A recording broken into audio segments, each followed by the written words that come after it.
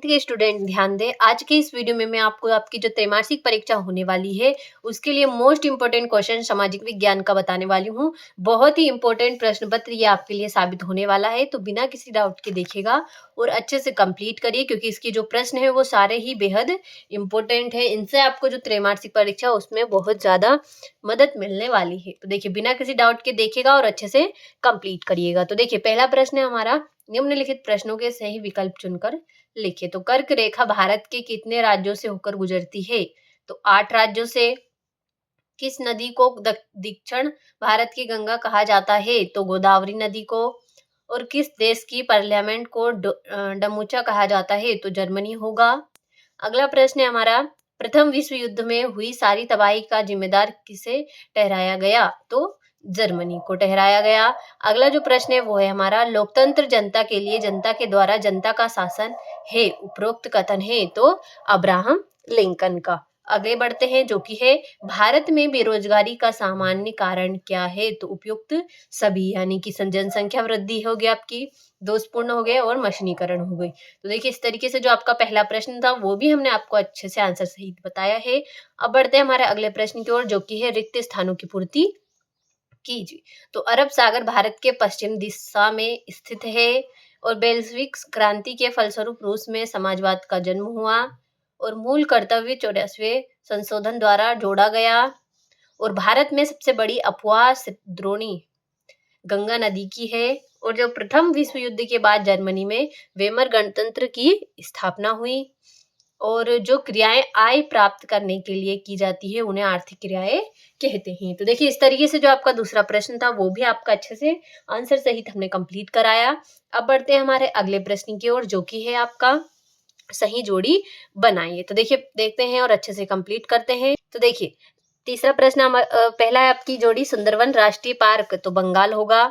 निर्धनता रेखा का आकलन, तो इसका होगा आपका राष्ट्रीय प्रतिदर्श सर्वेक्षण संगठन। और दुर्गावती देशमुख, तो इसका हो जाएगा आपका प्रथम वित्त मंत्री। और विनिर्माण, तो इसका होगा आपका द्वितीय क्षेत्र। भारत का संविधान बना, तो कब बना? 26 नवंबर 1946 को। अगला आपका वर्साई की संधि, तो जर्मनी होगा। तो देखिए, इस तरीके से जो आपका तीसरा प्रश्न था सही जोड़ी वो भी आपका अच्छे से कंप्लीट हुआ। अगला प्रश्न है हमारा, निम्नलिखित प्रश्नों के उत्तर एक शब्द वाक्य में लिखिए। वॉल स्ट्रीट एक्सचेंज क्या था? तो अमेरिका शेयर बाजार था। भारत के अफवाह तंत्र को मुख्य रूप से कितने भागों में बांटा गया? तो 3 भागों में। पर्ल हार्बर पर कितने हमला किया था जापानी नौसेना ने? पृथ्वी के मध्य 0 डिग्री अक्षांश रेखा को किस नाम से जाना जाता है? तो भूमध्य रेखा। वो प्रारूपी कमेटी के अध्यक्ष थे, तो भीमराव अंबेडकर थे। और पालमपुर में खतिहार श्रमिकों को कम वेतन क्यों मिलता है? तो देखिए, इस प्रश्न का आंसर हमें किसी कारणवश नहीं मिल पाया। बहुत ही जल्दी आपके लिए सारे प्रश्न ढूंढ कर लाए हैं, तो आप इसे अपने अच्छे से कोर्स में से देखकर कंप्लीट करिएगा। तो देखिए, बाकी सभी के मैंने आपको आंसर अच्छे से बताए हुए हैं। अगले प्रश्न की ओर बढ़ते हैं, जो कि हमारा 5वां है, निम्न प्रश्नों के में सत्यासत्य लिखिए। तो बेरोजगारी में जनशक्ति संसाधन की बर्बादी होती है, तो सत्य होगा। प्रधानमंत्री ग्रामीण योजना 1995 में आरंभ हुई, तो असत्य। भारतीय संविधान की प्रस्तावना संविधान की आत्मा है, तो सत्य होगा। भारत संविधान बनाने में 2 वर्ष 11 माह और 18 दिन का समय लगा, तो ये आपका सत्य है। और नवंबर 1918 में जर्मनी की पराजय के साथ प्रथम विश्व युद्ध का अंत हुआ, तो सत्य होगा। और स्वेज नहर का निर्माण 1869 ईस्वी में हुआ था, तो ये आपका सत्य होगा। तो देखिए, इस तरीके से जो आपका 5वां प्रश्न था सत्य सत्य वो भी अच्छे से कंप्लीट हुआ। अब बढ़ते हैं हमारे अगले प्रश्न की ओर, जो कि है 6ठा प्रश्न आपका, भारत के पूर्व तट पर स्थित राज्यों के नाम लिखिए। 7वां हो गया। इस तरीके से सारे प्रश्न आपको इंपोर्टेंट क्रम अनुसार दे रखे हैं। ये हो गया आपका 11वां प्रश्न। 12वां हो गया।